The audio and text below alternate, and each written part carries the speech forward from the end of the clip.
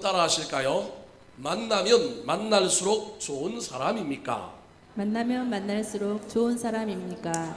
이 질문을 마음속에 늘 새기고 이 설교를 들어주시면 감사하겠습니다. 오랫동안 함께 지낸 동료나 친구들 중에서 그 사람만큼은 내가 잘한다, 그 사람하고 나하고는 진짜 친구다, 그렇게 생각했는데 내가 어려운 일을 당하여 그 사람에게 도움을 청했더니 내 생각하고는 전혀 딴판으로 도와주지도 않을 뿐만 아니라 나를 외면할 때 큰 상처를 받고 그 사람과는 원수처럼 지내게 되는 일들을 우리는 삶의 현장에서 많이 보게 됩니다.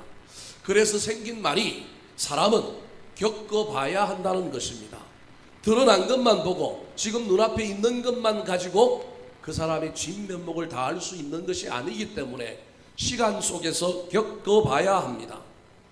어느 신혼부부가 신혼여행을 호주로 떠났습니다. 호주에 트레킹을 하다가 차를 몰고 계곡을 찾아가는 일정이 있었는데 갑자기 폭우가 쏟아졌습니다.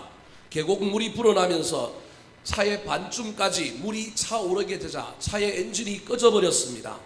그런데 그때 남편이 운전석에서 갑자기 뛰어내리더니 물살을 헤치고 혼자 언덕으로 도망을 가버렸습니다.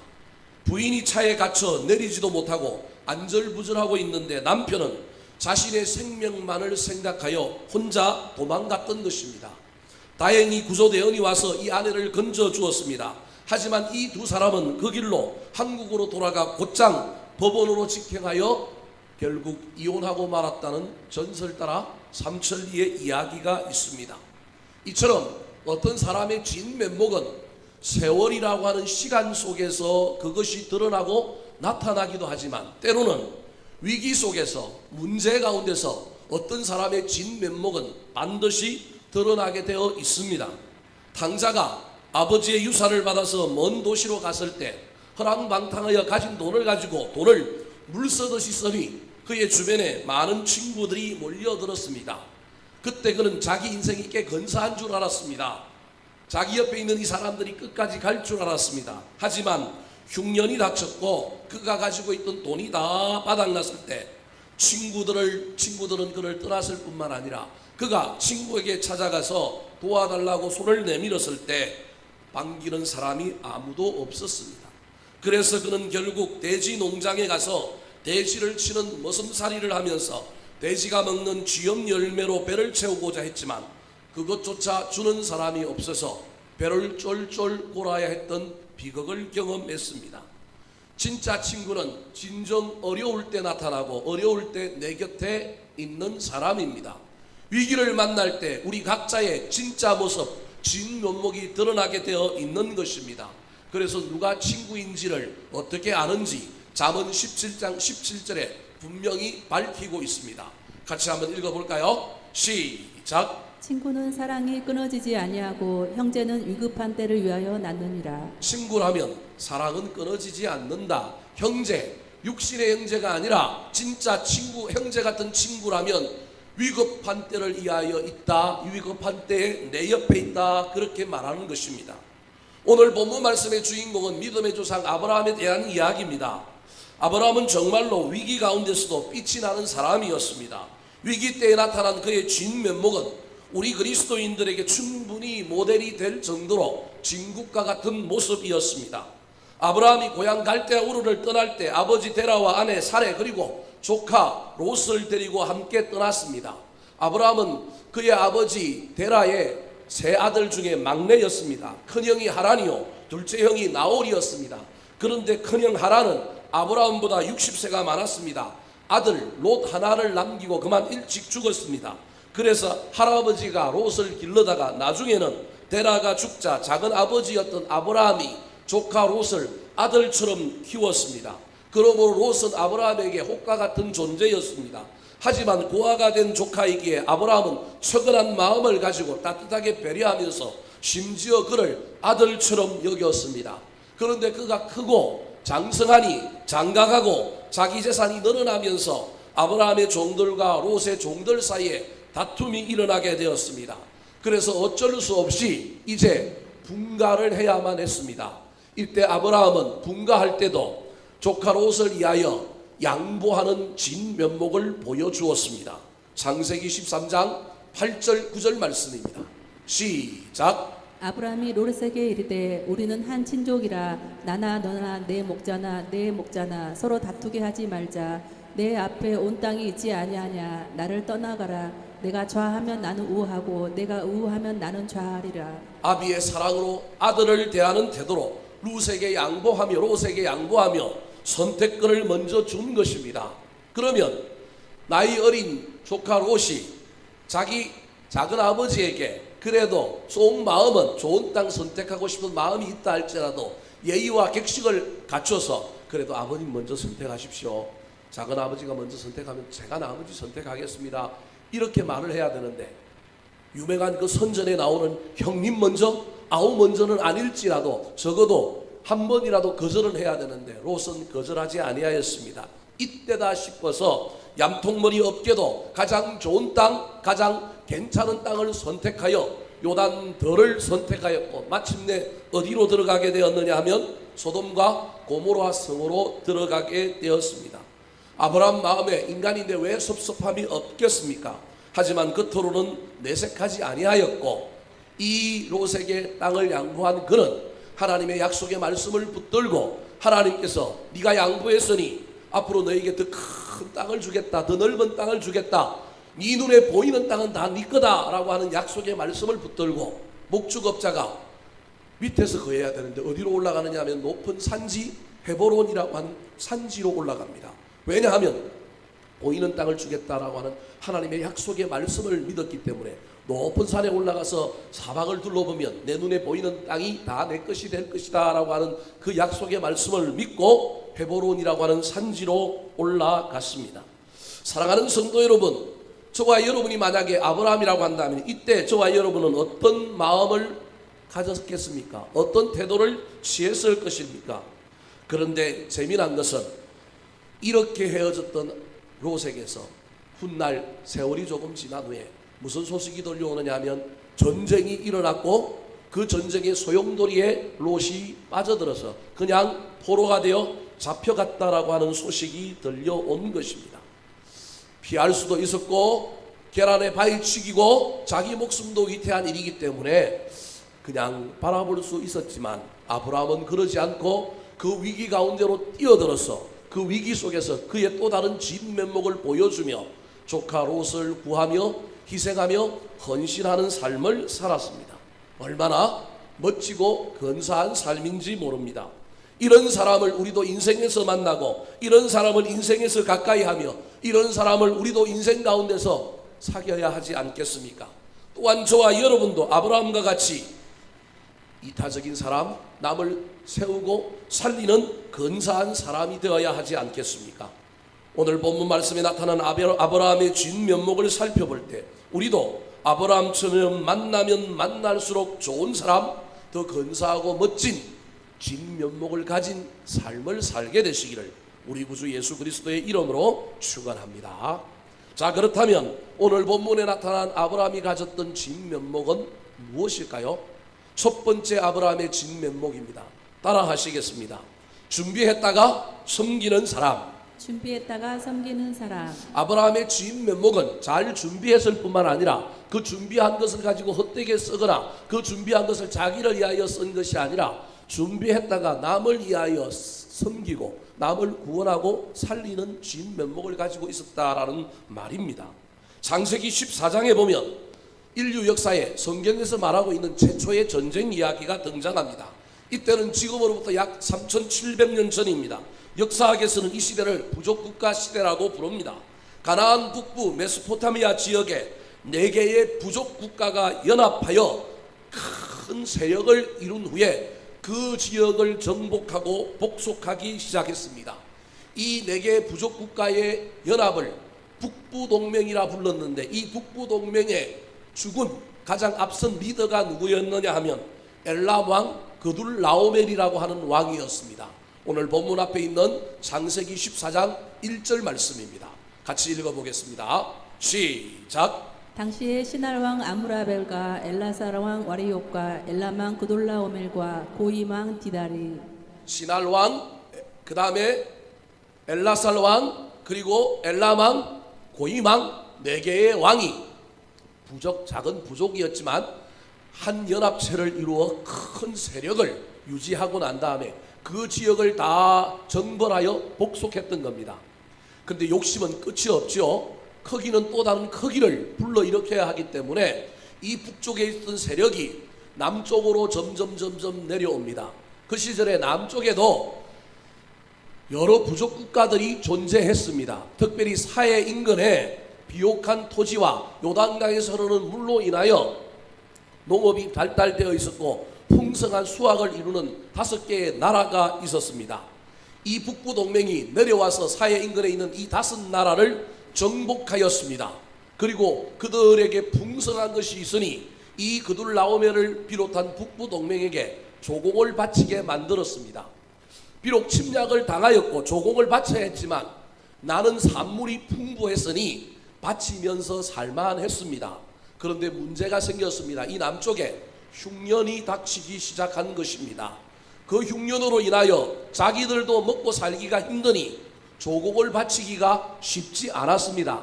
그래서 이 남쪽에 있었던 5개 부족 국가가 북쪽을 벤치마킹하기 시작했습니다. 저 나라는 4개 국가인데 우리는 5개 국가니 저 나라가 똘똘 뭉쳐서 우리를 정벌했던 것처럼 우리도 5개 나라가 똘똘 뭉치면 싸워 볼만하지 않겠느냐. 조공바치다 굶어 죽느니 차라리 이번 기회에 한번 싸워서 전쟁을 해보자. 12년 동안 조공을 바치다가 13년째 되는 해에 조공을 바치지 않으니 14년째 드디어 북쪽에서 전쟁을 걸어왔습니다. 한 1, 2년 동안 이 남쪽 동맹, 사해 동맹이라고 부르는 이 5개 나라도 전쟁을 열심히 준비했을 것입니다. 하지만 생각한 대로 인생이 다 풀리면 얼마나 좋겠습니까? 남쪽 사해 동맹 5개 부족 국가의 생각과는 달리 전쟁했지만 북쪽 군대를 이길 수가 없었습니다. 성경에는 기록하고 있지 않지만 북쪽은 지중해 연안에서 해상에서부터 문물이 들어왔다 보니 아마도 이 북쪽 연맹이 가지고 있던 무기가 청동기 무기, 이때까지는 철제 히타이트 족속의 철제 문명이 들어오지 않았기 때문에 강력한 청동기 문명을 가지고 있었기 때문에 전쟁에서 게임이 되지 아니하였던 모양입니다. 여하튼 오늘 성경은 북부 동맹이 남쪽 사해 동맹 5개국을 다시 이기게 되었습니다. 이번에는 조공 정도를 얘기하는 것이 아니라 사람을 싸그리 붙들고 잡아갔습니다. 그때 누가 잡혀갔느냐 하면 바로 아브라함의 조카였던 롯이 사로잡혀갔습니다. 소돔 고모라 성에 있었던 사람들 중에 이 전쟁을 피하여 도망갔던 한 사람이 재빨리 아브라함에게 달려가서 조카 롯의 소식을 전하였습니다. 12절, 13절 말씀 같이 읽겠습니다. 시작. 소돔에 거주하는 아브라함의 조카 롯도 사로잡고 그 재물까지 노력하여 갔더라. 도망한 자가 와서 히브리 사람 아브라함에게 알리니 그때 아브라함이 아모리 족속 마므레의 상수리 숲을 근처에 거주하였더라. 마므레는 에스골의 형제요 또 아넬의 형제라. 이들은 아브라함과 동맹한 사람들이더라. 13절에 보면 최초로 성경에 이스라엘 백성들을 향하여 부르는 호칭이 등장합니다. 그 호칭이 뭐냐 하면 히브리라고 하는 호칭입니다. 이 때문에 이스라엘 사람들을 그 이후에 히브리인 이렇게 불렀습니다. 히브리라고 하는 말은 히브루라고 하는 말에서 왔습니다. 이 말은 강을 건너는 사람들이라고 하는 말입니다. 무슨 말이냐 하면 이스라엘 백성의 조상이라고 할 수 있는 아브라함이 갈대아우로 지금으로 치면 이 터키와 이라크와 이란 경계 지역에서 메소포타미아 강과 티그리스 강을 건너서 어디로 오느냐면 가나안 땅으로 들어옵니다. 이들이 강을 건너온 사람들이란 말이에요. 그런데 가나안 땅에서 정착하고 살다가 훗날 요셉이 애굽의 총리 대신이 되었을 때 다시 강을 건너서 어디로 갑니까? 이집트로 갑니다. 그런데 이집트에 갔던 이 이스라엘 백성들이 출애굽하여 다시 뭘 건너와요? 강을 건너서 가나안 땅으로 오는 거예요. 그런데 가나안 땅에서 왕조를 이루고 살았던 이스라엘 백성들이 훗날 남북 이스라엘 남유다와 북왕국이 망하고 난 다음에 바벨론과 아수르에 또 포로로 잡혀갑니다. 그때 또 뭘 건너요? 강을 건너가는 거예요. 포로가 해방되어서 돌아옵니다. 뭘 타고 건너와요? 뭘 건너와요? 강을 건너오는 거예요. 그래서 이스라엘 백성들을 뭐라고 얘기하냐면 히브리인, 강을 건너는 사람. 이스라엘 역사는 두 강을 건너는 역사다. 성경학자들이 그렇게 얘기합니다. 여하튼 이 히브리인이었던 아브라함에게 조카 롯의 이야기를 전해 주었습니다. 여러분 같으면 이런 소식을 들었을 때 어떻게 해야 될까요? 아브라함은 망설이지도 않고 이 소식을 전했을 때 그 전쟁 가운데로 용기를 내어 뛰어들었습니다. 14절, 15절 말씀 같이 읽겠습니다. 시작. 아브라함이 그의 조카가 사로잡혔음을 듣고 집에서 길리고 훈련된 자 318명을 거느리고 단까지 쫓아가서 그와 그의 가심들이 나뉘어 밤에 그들을 쳐 부수고 다메섹 왼편 호바까지 쫓아가 집에서 길리고 있던 용병 318명 뿐만 아니라 그와 동맹했던 사람들이 있었으니 군사의 규모는 제 생각엔 얼핏 500명 이상은 되었던 군사를 가지고 있었습니다. 그럼에도 불구하고 이 500명 이상 되는 군사를 가지고 4개 부족국가 연합군과 싸워서 승리한다는 건 쉬운 일이 아닙니다. 결단으로 바위치기입니다. 그럼에도 불구하고 이 아브라함이 이 전쟁에 뛰어들었습니다. 뛰어들 수 있었던 용기와 그의 배포가 어디에 있었느냐 하면 저 14절에 있습니다. 집에서 길리고 훈련된 자 318명이 있었던 거예요. 저기 길리고라고 하는 말은 집에서 그냥 용병들에게 월급 주고 훈련시켰다라고 하는 말보다는 그 훈련이라는 말은 뒤에 나오니까 훈련 말고 앞에 길리고는 전혀 다른 뜻인 거예요. 이 말은 그 집에서 대대로 태어나고 자란 그런 의미가 있습니다. 그러니까 아브라함이 부자로서 종들이 많았는데 그 종들에게서 또 누가 태어났느냐 하면 자녀들이 태어난 거예요. 그런데 종이라고 하는 사람들은 본래적으로 얼마나 이게 고달파요. 그래서 주인에게 반역하고 도망가기가 쉬운데 아브라함은 종들을 인격적으로 대우한 거예요. 잘 대해주었던 거예요. 그래서 종들에게서 태어난 아들들 또한 아브라함에게 충성심이 있는 거예요. 그냥 용병이 아니라 엄청난 충성심을 가지고 있는 사람인 거예요. 아브라함이 종들에게 잘해주었다는 것을 어디에서 알 수 있느냐 하면 훗날 아브라함이 아들이 없어서 자기의 후사를 이어가기를 고민하던 끝에 누굴 생각하느냐 하면 자기의 종 중에서 가장 뛰어나고 괜찮았던 다메섹 사람 엘리에셀이라고 하는 사람을 양자로 삼으려고 해요. 이것만 봐도 이 아브라함이 종들을 어떻게 대했는지 그들의 종들이 얼마나 충성심이 강한지를 알 수 있는 거예요. 심지어 이 엘리에셀이 나이가 들었는데 아들 이삭의 아내를 구하기 위하여 수만리를 낙타를 타고 가서 아내를 구해오잖아요. 그러니까 아브라함과 종들 사이에는 충성심으로 뭉쳐져 있는 놀라운 일이 있는 거예요. 여하튼 이때 아브라함이 자기의 가신들을 데리고 이 전쟁에 뛰어드는데 그렇다면 충성스러운 사람들이 있긴 했지만 그럼에도 불구하고 현실적으로는 이 전쟁에 개입하여 전쟁을 이긴다는 보장이 없는데 왜 아브라함이 이 전쟁에 뛰어들었을까요? 그것에 대한 이유가 오늘 본문에는 명확하게 나타나지 않습니다. 단순히 해륙이라고 하는 조카 롯을 구하기 위하여 이 어려운 전쟁에 뛰어들었다 그렇게만 볼 수가 없습니다. 이 아브라함의 이야기를 저는 또 다른 한 여인의 이야기에 비추어서 좀 해석을 해보려고 그래요. 아브라함은 가나안 땅에 들어오고 난 다음에 애굽으로 흉년을 피하여 도망을 갔다가 아내 사레를 누이라고 속이고 난 다음에 애굽의 바로 왕으로부터 엄청난 지창금을 받습니다. 그래서 흉년의 문제를 해결해요.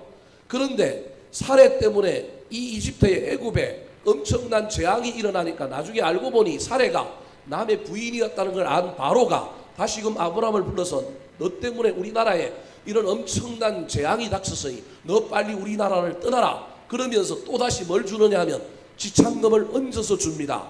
그래서 그 결과 아브라함과 롯의 재산이 많아지고 이 육축들이 많아짐으로 말미암아 물이 부족하고 목초지가 부족하여 다투는 일이 일어나서 아브라함과 조카 롯이 분가를 하게 되는 거예요. 무슨 말이냐 하면 아브라함이 복을 냈다 많이 받아서 부자가 됐다라는 거예요. 사실은.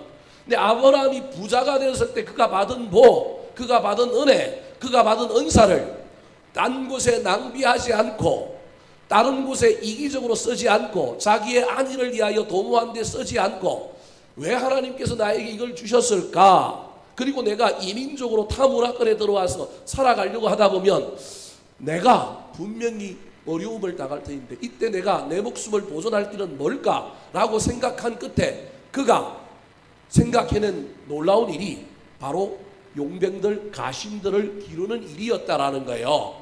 그래서 사람들을 키우고 훈련하고 준비했는데 준비했으면 써야 되잖아요.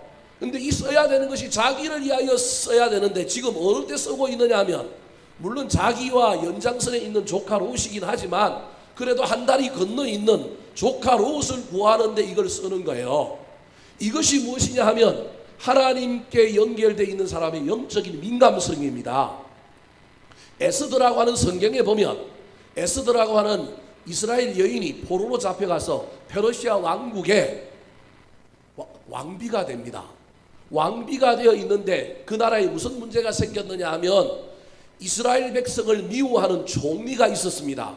하만이라고 하는 총리가 아각 출신의 사람인데 이 사람들은 원래 아말렉 족속인데 이 아말렉 족속은 대대로부터 누구랑 원수지간이었냐 하면 이스라엘 백성들과 원수지간이었습니다. 그런데 이 아각이 보기에 모로데게라고 하는 이스라엘 사람이 왕의 칭찬을 받고 왕에게 인정을 받는 것이 마음에 거슬리던 차에 이번에 법을 하나 만들고 계획을 세워서 이스라엘 백성들 전체를 죽일 놀라운 계획을 세우게 됐습니다. 그걸 누가 알게 되었느냐 하면 이 에스더의 삼촌이었던 모로데게가 알았습니다. 그래서 모로데게가 에스더에게 찾아와서 이런 이야기를 합니다. 하나님이 너를 왕비가 되게 해주신 이유는 어쩌면 이때를 이함이 아닌가, 이 이야기를 합니다. 그런데 그 이야기를 듣고 내가 왕비가 된 것은 나만을 위하여 되게 한 것이 아니라 나라와 민족을 위하여 내가 복을 받은 것은 이 복 받은 걸 가지고 때로 언젠가 쓰게 하려고 하는 하나님의 뜻이 있다는 것을 그가 깨닫습니다. 그래서 에스더가 왕에게 직접 나아가면 고대는 죽게 되는데도 불구하고 왕이 부르지 아니하였는데도 뭐라고 결단하며 나아가느냐 하면 죽으면 죽으리라 결단하며 나아갑니다. 이때 그의 결단 앞에 있었던 중요한 통찰이 뭐냐 하면 내가 왕비가 된 것이 이때를 이함이 아닌가라고 하는 통찰이었습니다.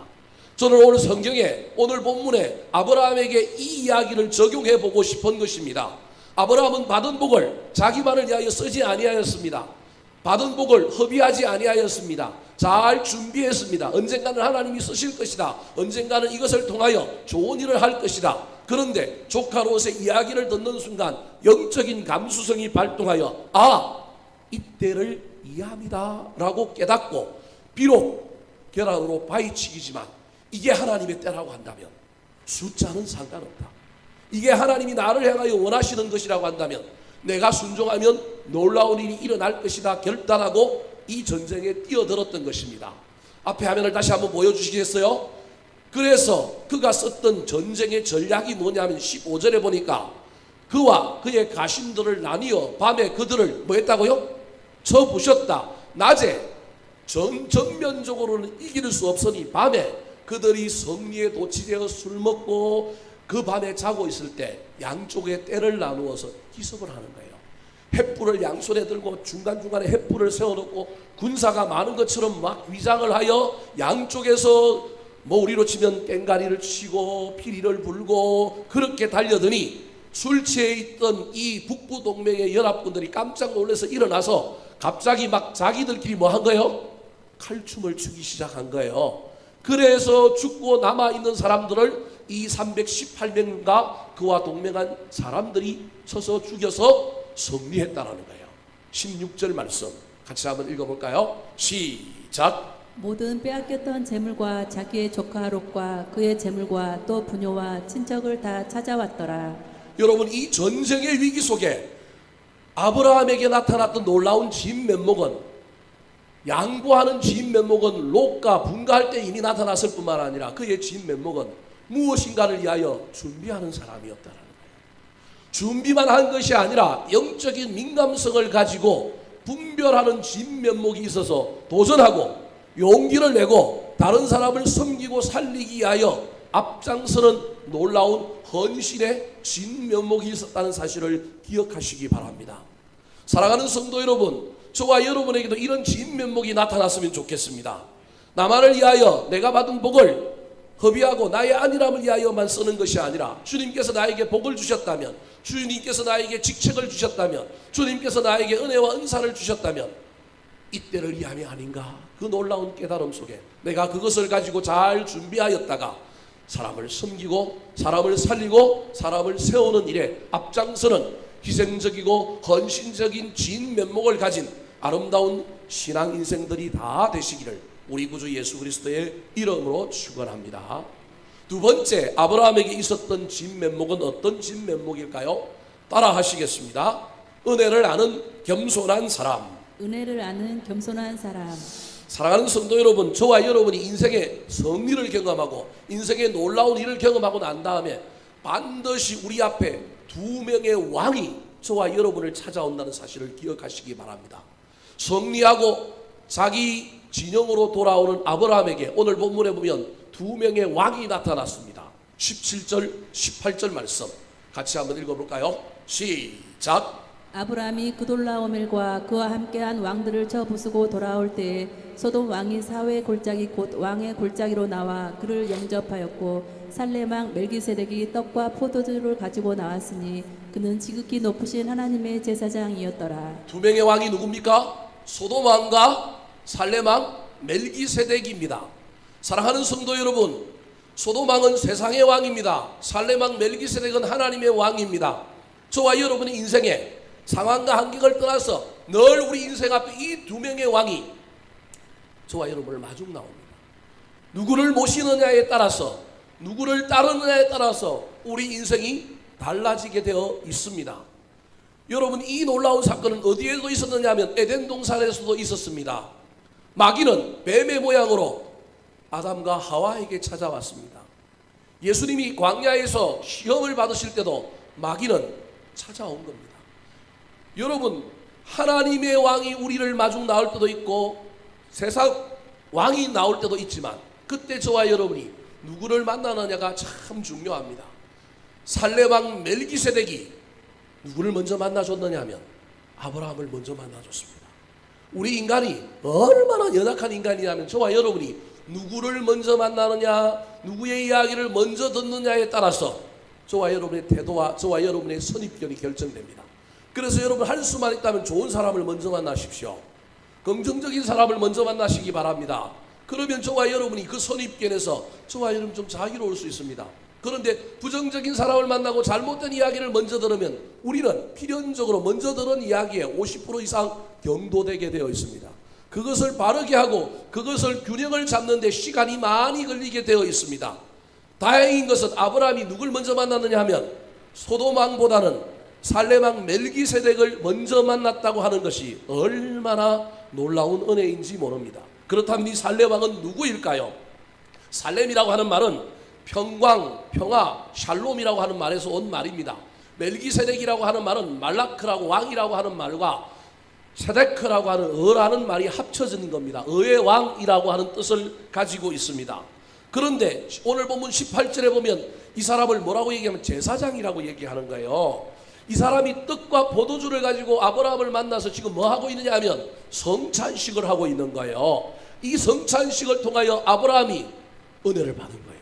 아브라함이 새로운 통찰을 얻게 된 거예요. 그렇다면 여러분, 제사장은 아론 이후부터 역사식이 훨씬 뒤부터 나왔는데 이 제사장이 없던 이 시절에 이 제사장이라고 하는 타이틀을 가진 이 사람이 나왔단 말이에요. 그럼 이 사람이 누굴까? 제사장이 없던 시절에 왜 멜기세덱이라고 하는 제사장이 있는가? 그걸 히브리서라고 하는 성경책에서 설명을 해줍니다. 히브리서 7장 3절 말씀 같이 한번 읽어볼까요? 시작. 아버지도 없고 어머니도 없고 족보도 없고 시작한 날도 없고 생명의 끝도 없어 하나님의 아들과 닮아서 항상 제사장으로 있느니라. 세 가지를 설명하고 있는 거예요. 뭐도 없고 뭐도 없다라는 거예요. 근데 저 없다라고 하는 말 속에 우리가 힌트를 얻어야 됩니다. 아버지도 없고 어머니도 없어요. 그러면 인간이라는 거예요? 신이라는 거예요?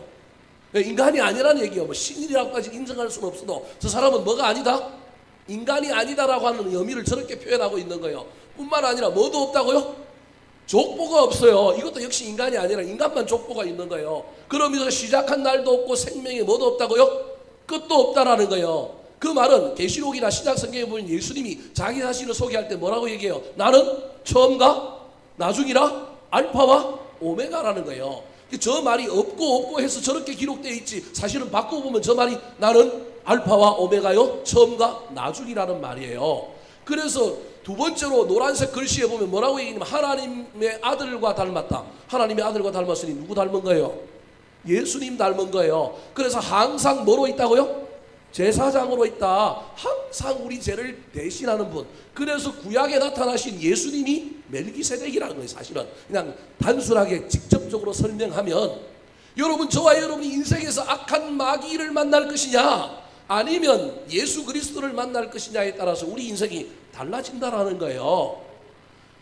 멜기세덱, 즉 하나님의 아들 예수 그리스도를 아브라함이 만났어요. 근데 이 아브라함을 만난 멜기세덱이 떡과 포도주를 가지고 성찬식을 하고 난 다음에 성찬식 마지막에 축복 기도를 해줍니다.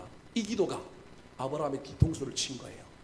이 기도에 아브라함이 무너진 거예요. 이 기도에 아브라함이 전율을 느낀 거예요. 자, 어떤 기도였을까요? 19절 20절 말씀입니다. 시작. 그가 아브라함에게 축복하여 이르되 천지의 주제이시오 지극히 높으신 하나님이여 아브라함에게 복을 주옵소서. 너희 대적을 내 손에 붙이신 지극히 높으신 하나님을 찬송할지로다 하매 아브라함이 그 얻은 것에서 10분의 1을 멜기세덱에게 주었더라. 자, 19절에 보니까 멜기세덱이 아브라함을 향하여 축복 기도하는 내용입니다. 첫 번째 그의 축복 기도에서 하나님을 소개하고 있습니다. 하나님을 뭐라고 얘기하냐면 천지의 주제, 주인으로 존재하는 분, 이게 주제입니다. 천지의 주제시요. 하나님은 어떤 분이라고요?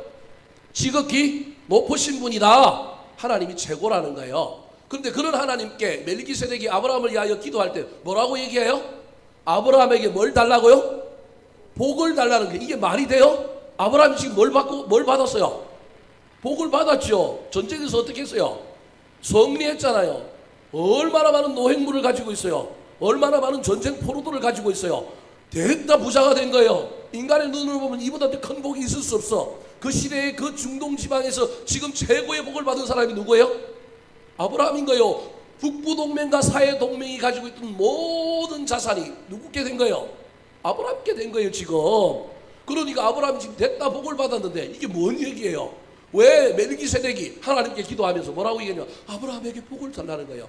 그 말은 아브라함이 받은 복이 아닐 수 있다라는 거예요. 그게 복이지만 그 위에 또 다른 복을 얹어야 된다는 겁니다. 사랑하는 성도 여러분, 저와 여러분이 승리하고 출세하고 높이 올라가고 어떤 자리에 있을 때 그것이 복이라고만 생각하면 큰일 납니다. 그게 뭐가 될 수 있다고요? 독이 될 수 있다니까요. 물질적인 복, 육신적인 복에 반드시 영적인 복을 추가해야 문제가 없는 거예요. 사실은 지금 아브라함이 전쟁에 승리하고 왔는데 아브라함이 뭐 말은 한마디도 안 했지만 그의 승리 속에서 올라오는 그의 긍지와 자긍심 때문에 아브라함의 영적인 상태가 지금 어떨까요? 목이 아마 기부사할 정도로 목이 좀 이렇게 됐을 거예요. 얼마나 자랑스럽고 얼마나 프라이드가 강하겠어요. 인간이 뭐 승리했는데 이 정도 할 수 있죠. 근데 그 뒤에가 문제라는 거예요. 그것이 우리를 어떻게 바꾸어 갈지를 멜기세덱이 아는 거예요.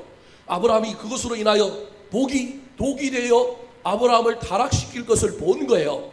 그래서 아브라함에게 나타나서 복을 주십시오 하면서 그 복의 내용을 20절에 소개하는 거예요. 뭐라고 얘기해요? 너의 대적을 내 손에 붙이신 지극히 높으신 하나님을 뭐 할지로다? 찬송할지로다. 무슨 말입니까? 네가 잘나서 이긴 줄 알지, 네가 전쟁 전략을 잘 딴 줄 알지, 네가 가신 318명 잘 준비하고 훈련시켜서 이렇게 된 줄 알지. 아니야. 너의 대적을 내 손에 붙이신 분이 누구다? 하나님이다. 내가 머리가 좋고 내가 그래서 취직하고 내가 머리가 좋아서 박사학위를 받고 그러지만 사실은 누가 해줬다? 하나님이 해줬다라는 거예요. 너를 통하여 하나님이 했다라는 거예요. 너에게 실력이 없는 게 아니라 네 실력이 있지만 그걸 통하여 하나님이 해줬다라는 거예요. 근데 너 그거 잊어버리는 순간에 네가 받은 복이 뭐가 된다고요? 독이 될 거라. 그래서 너는 지금 뻐기고 자랑하고 교만할 것이 아니라 네가 해야 할 일이 있는데 그게 뭐라고요? 찬송하는 거라는 거예요. 아브라함이 까먹어버리고 이걸 성리에 도취돼가지고 만약에 이런 상태로 아브라함이 소돔왕을 만났으면 이 복이 이제 앞으로 이제 엄청난 독이 될 위기에 처해졌는데 이 살레망이 아브라함을 탁 만나서 아브라함에게 한마디 딱 해주는데 이게 아브라함의 정신을 번쩍 들게 만드는 거예요. 내가 해야 할 일이 찬송이구나. 내가 해야 할 일이 교만이 아니라 내가 겸손해지는구나. 여러분, 이게 아브라함의 진면목이에요. 아브라함은 깨닫는 진면목이 있어요. 은혜를 아는 진면목이 있어요. 감사하는 진면목을 가지고 있는 거예요. 사람 속에 이 진면목이 나타나면 그 사람 복받을 사람이에요. 그래서 20절에 보니까 이 아브라함이 깨닫고 난 다음에 뭐 어떻게 해요? 그가 가지고 노획물의 10분의 1을 어떻게 해요? 하나님께 바치는 거예요. 여러분, 많은 목사님들이 이걸 갖고 11조라 이게 11조 아니에요. 여러분, 11조 아니에요. 여러분, 저건 뭐냐 하면 내가 받은 은혜, 내가 받은 놀라운 그 하나님의 축복에 대한 감사예요. 내가 저게 감사한 겁니다. 지금 얘기하는 게 아니고요. 모든 헌금의 기본은 받은 은혜에 대한 뭐예요? 감사예요. 10분의 1을 해야 된다 말아야 된다가 아니고요. 그건 상관없어요. 모든 은혜에 대한 감사예요. 그런데 지금 아브라함이 받은 감사가 뭐예요? 내 모든 것이 누구로부터 왔다? 하나님께로부터 왔다. 그래서 인간이 할 수 있는 가장 기본적이고 가장 연약한 10의 하나를 떼어서 주님께 드리면서 맞습니다. 제가 깨닫지 못했습니다. 제가 잊어버렸습니다. 주님 앞에 회개하고 감사하는 마음으로 바치는 것입니다. 사랑하는 성도 여러분, 저와 여러분의 인생에 이 진면목이 나타났으면 좋겠습니다. 성공하고 높이 올라갈지라도 교만하지 않고 겸손한 진면목이 나타나고 어떠한 상황 속에서도 하나님의 은혜를 깨닫는 놀라운 진면목이 나타남으로 말미암아 감사를 잃어버리지 않는 저와 여러분 되시기를 우리 구주 예수 그리스도의 이름으로 축원합니다. 마지막으로 아브라함에게 나타났던 아브라함의 진면목이 무엇일까요? 따라하시겠습니다. 셈을 깨끗하게 하는 사람. 셈을 깨끗하게 하는 사람. 자, 멜기세덱을 만나고 난 다음에 두 번째 세상의 왕인 소돔 왕이 아브라함에게 접근해 옵니다. 살레망 만난 게 얼마나 좋은지 한번 볼까요? 살레망을 만나고 나니까 소돔 왕에 만나는 이야기는 귀에 안 들어옵니다. 소돔 왕이 이 아브라함에게 찾아와서 이런 제안을 합니다. 21절, 22절 말씀 같이 읽겠습니다. 시작. 소돔 왕이 아브라함에게 이르되 사람은 내게 보내고 물품은 내가 가지라. 아브라함이 소돔 왕에게 이르되 천지의 주제이시오 지극히 높으신 하나님 여호와께 내가 손을 들어 맹세하노니. 자, 21절에 보니까 소돔 왕이 이상한 말을 합니다. 사람은 나한테 보내고 물건만 네가 가져라. 이건 그 당시 전쟁의 문화와 중건동의 문화에서는 말도 안 되는 이야기입니다. 모든 전쟁에 승리한 사람에게 모든 전리품에 권리가 있습니다. 그 옆에 있는 사람이 가타부타 말할 권리가 없어요. 이건 소돔 왕이 잘 알매도 불구하고 아브라함에게 이렇게 이야기하는 것은 이유가 있습니다. 무엇을 이야기하느냐 하면 아브라함, 너 대단해. 내가 널 잘 봤어. 너 나랑 앞으로 동맹 맺어서 나하고 사업 한번 해보자. 너 산지에 살지. 너 목축업자지. 너 양털을 깎아서 팔아야 되잖아. 너 양 팔아서 밑에 와서 쌀도 구해가고 물건도 구해가야 되잖아. 내가 이 평지를 다스리는 왕이야. 나한테 잘 보이면 너랑 나랑 이렇게 짝짝꿍하면 내가 너 뒷배를 봐주고 앞으로 너 나 때문에 부자 될 거야. 그게 지금 저 얘기인 거예요. 우리가 동맹 맺자는 표시로 다 네 거지만 그 중에 사람을 나한테 보내. 물건은 네가 가지고. 그럼 내가 그 사람 가지고 도시를 다시 재건하고 도시를 일으켜서 앞으로 이 도시에서 생산력을 키우고 네가 산지에서 목축한 그 모든 것을 내가 다 소비해주고 너한테 물건 싸게 공급해주고 너 아주 부자 되게 만들어줄게. 여러분, 이게 악한 마귀의 속삭임이란 말이에요. 이때 아브라함이 뭐라고 대답합니까? 여러분, 은혜 받은 사람은 은혜 받은 이야기를 그대로 하는 사람입니다. 빼지 않습니다. 가감하지 않습니다. 자기 이야기를 보태지 않습니다. 아브라함이 은혜를 받았는지 안 받았는지 아까 아브라함에게 나타난 진면목이 은혜 받아서 겸손해진 거예요. 깨닫는 진면목, 깨달아서 감사하는 진면목이 아브라함에게 있었단 말이에요. 그게 사실인지 아닌지는 확인을 해봐야 되잖아요. 지금 22절이에요. 22절에 아브라함이 소돔 왕에게 대답하는데 뭐라고 대답해요? 천지의 주제이시오 지극히 높으신 하나님 여호와께. 이거 누가 한 말이에요? 멜기세덱이 한 말을 그대로 옮기고 있잖아요. 이게 은혜 받은 사람이라니까요. 말씀을 말씀으로 받아들이고 그 말씀을 그대로 하는 사람, 목사님의 얘기를 그대로 전하는 사람, 하나님의 말씀을 그대로 순종하고 전하는 사람, 그 사람이 은혜 받은 사람이라는 거예요.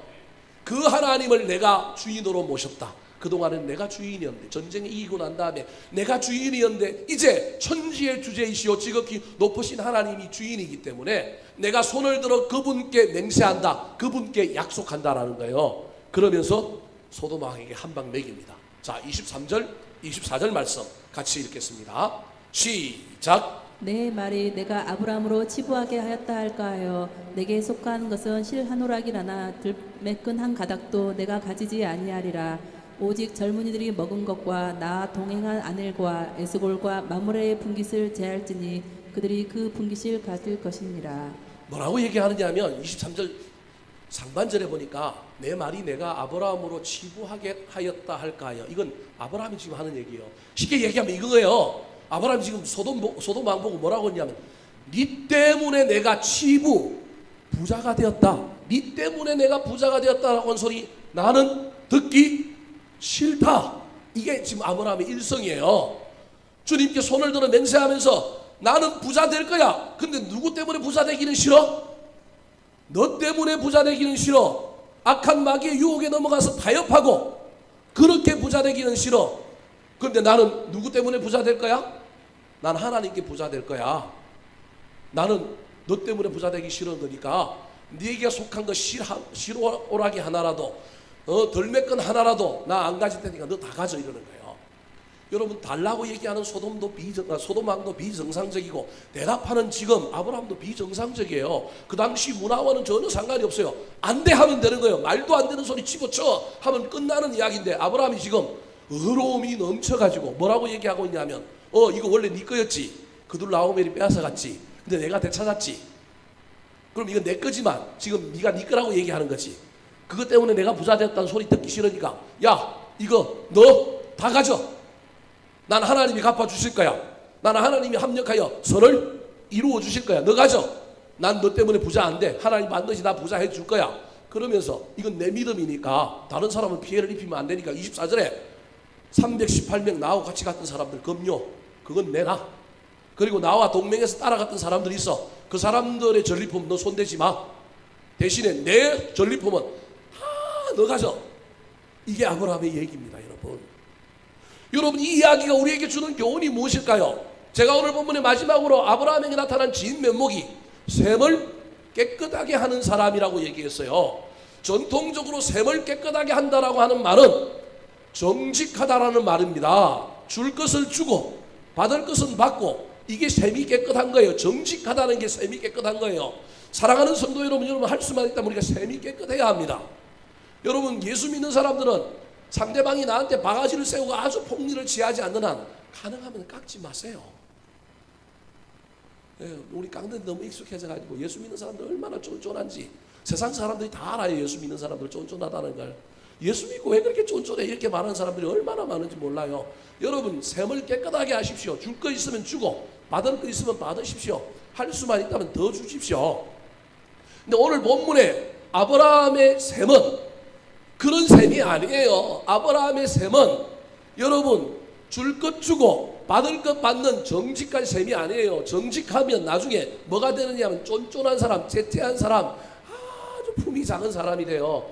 그래서 예수 믿는 사람이 세상 사람들에게 어떤 평가를 듣느냐 하면 진짜 콩할 만한 사람들로 평가를 받아요. 그래서 세상 사람들은 기분 나쁘면 술 한잔 먹으면 다 어떻게 돼요? 푼대요. 근데 예수 믿는 사람은 저것들은 술도 안 먹어갖고 뭐도 못해요? 풀지도 못한대. 예수 믿는다 그러면서 풀지도 못한대. 얼마나 우리가 쫀쫀한 사람들인지 몰라요. 지금 제가 말하고 하는 이 셈이 깨끗하다고 하는 말은 영적인 셈을 얘기하는 거예요. 영적인 셈은 그런 게 아니에요. 지금 아브라함은 셈을 깨끗이 하고 있는데 어떤 셈을 깨끗이 하고 있느냐 하면 아브라함에게 셈, 계산, 가치적으로 가장 중요한 것은 누구예요? 하나님이에요. 하나님을 붙드는 대신에 다 포기하겠다라는 거예요. 그런데 저와 여러분이 신앙생활하면서 하나님을 포기하고 다른 가치를 붙들게 되면 문제가 생기는 거예요. 지금 아브라함은 하나님이라고 하는 가치를 붙들고 셈을 깨끗이 하는 거예요. 이런 사람은 손해볼 줄 아는 사람이에요. 이런 사람은 양보하는 사람이에요. 이런 사람은 줄 줄 아는 사람인 겁니다. 아브라함에게 이런 진면목이 나타났다니까요. 이런 진면목이 나타나도 이 사람 망하지 않습니다. 이 사람 굶어 죽지 않습니다. 이 사람이 누구를 붙들었어요? 최고의 가치 하나님을 붙들었잖아요. 갚아주시는 하나님, 역전시켜주시는 하나님, 합력하여 선을 이루어주시는 하나님. 여러분, 이게 믿음이지 않습니까? 그래서 때로는 억울하고 때로는 말도 안 되지만 뭐 할 수 있어요? 예수님이라고 하는 가치, 예수님이라고 하는 셈을 붙들었기 때문에 저와 여러분이 손해보는 거예요. 주는 거예요. 양보하는 겁니다. 사랑하는 성도 여러분, 정말로 할 수만 있다면 저와 여러분이 합력하여 선을 이루고 갚아주시는 그 하나님을 믿고 손해보는 사람이 됩시다. 좀 통이 크고 사이즈가 큰 사람의 삶을 사시기 바랍니다. 사람 때문에 아니라 이것 때문에 내가 이 자잘한 이걸 붙들고 내가 이거 하나 깎고 이거 하나 붙들고 이거 하나 손해보지 않는다고 이것 붙듦으로 부자 되는 것이 아니라 누구 때문에 부자 된다고요? 하나님 때문에 부자 된다라고 하는 이 믿음이 저와 여러분이 있었으면 좋겠어요. 그리고 이것으로 저와 여러분이 삶의 현장에서 살아서 우리의 삶이 증명되었으면 좋겠습니다. 중간에 이 믿음 갖고 가다가 또 째째해져서 또 1,000원짜리 하나, 5,000원짜리 하나, 작은 이익 하나, 작은 옳고 그름 하나에 붙들고 목숨을 내걸고 싸우지 말고 그런 데는 쳐주세요. 그런 데는 손해보세요. 누구만 안 놓치면 돼요. 하나님만 안 놓치면 됩니다. 그 하나님이 내게 계시기에 그 하나님을 내가 소유하려고 다른 것을 버리는 거예요. 그게 사도 바울이 내가 가진 것을 다 뭘로 여겼다? 배설물로 여겼다라는 겁니다. 여러분, 이 믿음의 놀라운 진면목이 저와 여러분이 남은 인생 살아가는 동안에 그래도 몇 군데라도 나타났으면 좋겠어요. 우리가 이기적인 인간이요, 나밖에 모르는 어쩔 수 없는 죄인들이지만 그래서 움켜쥐고 때로는 나의 이익을 위하여 1,000원짜리 하나, 5,000원짜리 하나 내 유익을 위하여 때로는 정말로 독하게 싸우고 죽을 똥 말 똥 그렇게 길을 선다 할지라도 때로는 은혜 받았어.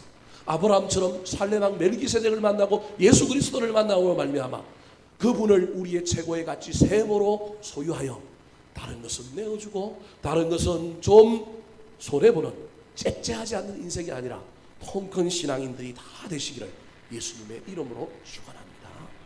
한번 따라 하실까요? 만나면 만날수록 좋은 사람입니까? 만나면 만날수록 좋은 사람입니까? 준비했다가 섬기는 사람, 준비했다가 섬기는 사람, 은혜를 아는 겸손한 사람, 은혜를 아는 겸손한 사람, 셈을 깨끗하게 하는 사람, 셈을 깨끗하게 하는 사람. 기도하겠습니다.